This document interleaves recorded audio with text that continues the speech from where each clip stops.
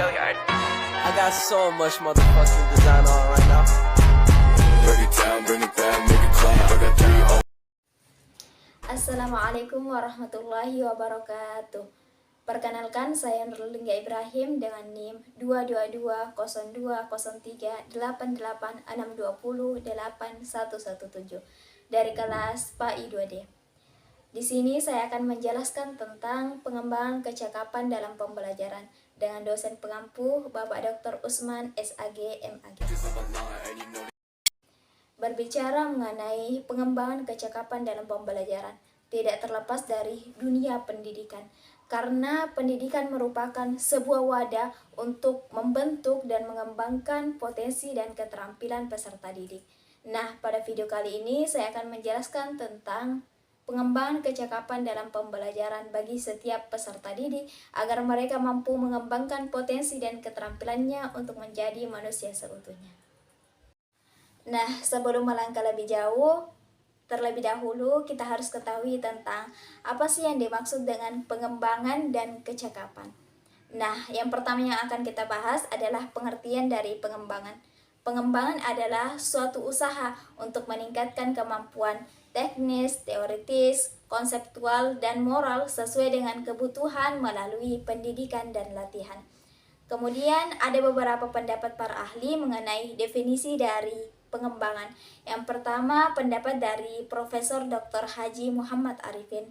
Beliau berpendapat bahwa pengembangan jika dikaitkan dengan dunia pendidikan adalah suatu proses yang terjadi secara bertahap yang menuju ke arah yang lebih tinggi atau secara mendalam, sehingga terjadi proses kesempurnaan dan kematangan. Kemudian pendapat kedua dari Iskandar Wiryukusumo. Beliau berpendapat bahwa pengembangan adalah upaya pendidikan baik yang dilakukan secara formal maupun non-formal, yang dilakukan secara sadar, berencana, terarah, dan bertanggung jawab untuk menumbuhkan, membimbing, dan mengembangkan suatu dasar kepribadian, pengetahuan, keterampilan sesuai dengan bakat agar tercipta manusia-manusia yang bermartabat dan manusia yang optimal. Nah, itulah tadi pengertian dari pengembangan. Selanjutnya, adapun pengertian dari kecakapan. Kecakapan adalah kemampuan, kesanggupan, kepandaian, serta kemahiran peserta didik dalam mengerjakan sesuatu. Dari beberapa pengertian dan definisi tersebut, dapat disimpulkan bahwa pengembangan kecakapan adalah usaha untuk membentuk, membimbing, dan mengembangkan kepandaian, kemahiran peserta didik dalam mengerjakan sesuatu, agar menuju arah yang lebih tinggi atau menuju arah titik kesempurnaan. Dan kecakapan yang dimaksud di sini adalah pengembangan kecakapan kognitif atau pola pikir, kemudian pengembangan kecakapan afektif atau pola sikap, kemudian yang terakhir adalah pengembangan kecakapan psikomotorik atau skill dan keterampilan. Adapun indikator pengembangan kecakapan yang pertama adalah pengembangan pola pikir atau biasa dikenal dengan kognitif. Pengembangan kognitif adalah kemampuan individu untuk menghubungkan, menilai, dan mempertimbangkan suatu peristiwa setelah menerima pengetahuan. Maksudnya, pengembangan kognitif itu merupakan suatu kemahiran tersendiri di mana orang yang memiliki kemampuan tersebut dapat mengontrol dan menyalurkan aktivitas kognitif yang dimilikinya. Misalnya, bagaimana cara dia memusatkan perhatian, bagaimana cara dia belajar, bagaimana cara dia menggali pengetahuan atau menggali ingatannya. Kemudian, yang terakhir itu adalah bagaimana cara dia menggunakan pengetahuan atau ilmu pengetahuan yang dimilikinya dalam pemecahan masalah. Nah, pengembangan kognitif ini memiliki 6 tingkatan, mulai dari tingkatan yang terendah, yakni tingkatan pengetahuan, sampai pada tingkatan yang tertinggi, yakni tingkat evaluasi. Yang pertama adalah tingkat pengetahuan, yakni kemampuan seseorang dalam mengingat dan mengulang kembali pengetahuan yang telah diberikan atau pengetahuan yang telah diajarkan. Contohnya, kemampuan peserta didik dalam menjelaskan kembali pengertian dari pengembangan. Kemudian yang kedua adalah tingkat pemahaman, yakni kemampuan seseorang dalam menjelaskan, menafsirkan, serta menyatakan dengan caranya sendiri terhadap pengetahuan yang telah diterima.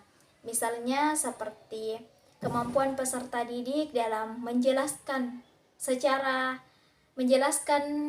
sesuai dengan kata-katanya sendiri perbedaan antara sumber daya alam dan sumber daya manusia. Kemudian yang ketiga adalah tingkat penerapan, yakni kemampuan seseorang dalam memecahkan masalah yang timbul dalam kehidupan sehari-hari. Seperti peserta didik mampu menentukan salah satu sudut segitiga jika diketahui sudut yang lainnya. Kemudian yang keempat adalah tingkat analisis, yakni kemampuan seseorang dalam menggunakan pengetahuan yang dimilikinya dalam pemecahan masalah. Contohnya seperti peserta didik mampu mengolah data mentah sehingga diketahui panjang kelas, interval, rata-rata, serta deviasi kelasnya. Kemudian yang kelima adalah tingkat sintesis, yakni kemampuan seseorang dalam mengaitkan dan menyatukan berbagai elemen dan pengetahuan yang ada sehingga terbentuk pola baru yang lebih menyeluruh. Contohnya itu seperti peserta didik mampu membuat rencana belajar masing-masing sesuai dengan kebijakan sekolah. Kemudian yang keenam adalah tingkatan yang terakhir, yakni tingkat evaluasi, yakni kemampuan seseorang dalam mengambil keputusan sesuai dengan pengetahuan yang ia telah miliki. Contohnya itu seperti kemampuan seseorang dalam menilai isi, cakupan materi, dan gaya bahasa yang digunakan dalam makalah tertentu.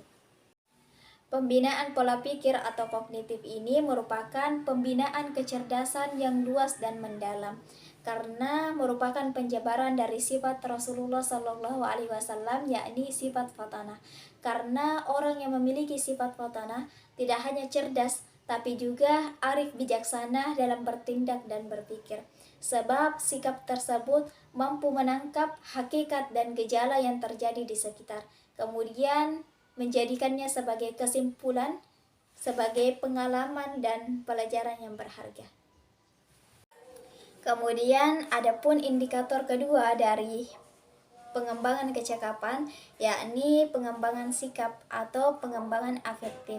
Pengembangan afektif ini merupakan proses perkembangan individu atau proses perubahan yang terjadi secara internal dalam diri individu yang berkaitan dengan emosi atau perasaan yang ada dalam dirinya. Kemudian ada dua proses yang terjadi dalam pengembangan sikap ini atau pengembangan afektif ini. Yang pertama adalah proses pengkondisian. Nah, dalam proses belajar dan mengajar di sekolah, baik siswa maupun guru menerima sikap atau menerima pengaruh positif maupun negatif yang tanpa disadarinya. Suasana belajar yang kondusif, aktif, kreatif, dan menyenangkan akan memberikan dampak atau memberikan citra yang baik terhadap siswa dalam menilai pelajaran tersebut, bahkan menyukai pelajaran tersebut. Begitupun sebaliknya, jika suasana di kelas kurang kondusif, kurang menyenangkan, dan kurang aktif, maka akan memberikan dampak buruk terhadap siswa untuk menilai pelajaran tersebut. Jadi, situasi dan keadaan di kelas sangat mempengaruhi sikap siswa terhadap mata pelajaran. Yang kedua, belajar dari model. Sikap yang dimunculkan oleh seseorang yang dihormati, dikagumi, dan dipercaya oleh seorang anak, maka akan mempengaruhi atau memberikan dampak terhadap anak yang sering memperhatikan dan meniru tingkah lakunya. Jadi dapat disimpulkan bahwa pengembangan afektif ini merupakan suatu dominan yang berkaitan dengan sikap, nilai-nilai, dan penyelesaian perasaan. Kemudian adapun indikator ketiga dalam pengembangan kecakapan adalah pengembangan psikomotorik. Pengembangan psikomotorik adalah pengembangan yang berkaitan dengan skill atau kemampuan bertindak setelah menerima pengetahuan belajar tertentu. Nah, peningkatan ciri khas keterampilan belajar ini, keterampilan motorik ini dilakukan dengan cara latihan. Karena latihan memegang peranan yang paling penting atau peranan yang paling utama dalam pengembangan psikomotorik. Karena teori atau pengetahuan tanpa latihan, maka mustahil keterampilan tersebut dapat dikuasai. Mungkin itu saja yang sempat saya sampaikan tentang pengembangan kecakapan. Jadi dapat disimpulkan bahwa pengembangan kecakapan adalah suatu proses menumbuhkan, membimbing, dan mengembangkan kepandaian, kesanggupan, dan kemahiran siswa dalam mengerjakan sesuatu. Dan agar menuju ke arah yang lebih baik atau menuju titik kesempurnaan. Dan pengembangan yang dimaksud di sini termasuk di dalamnya pengembangan kognitif atau pengembangan pola pikir, kemudian yang kedua adalah pengembangan afektif atau pengembangan sikap, kemudian yang ketiga adalah pengembangan psikomotorik atau pengembangan skill atau keterampilan. Dan kemudian ketiga hal ini atau ketiga indikator ini dan nantinya saling berkaitan sehingga menciptakan pengembangan kecakapan siswa dalam pembelajaran. Mungkin cukup sekian yang sempat saya sampaikan. Lebih dan kurangnya mohon dimaafkan. Wassalamualaikum warahmatullahi wabarakatuh.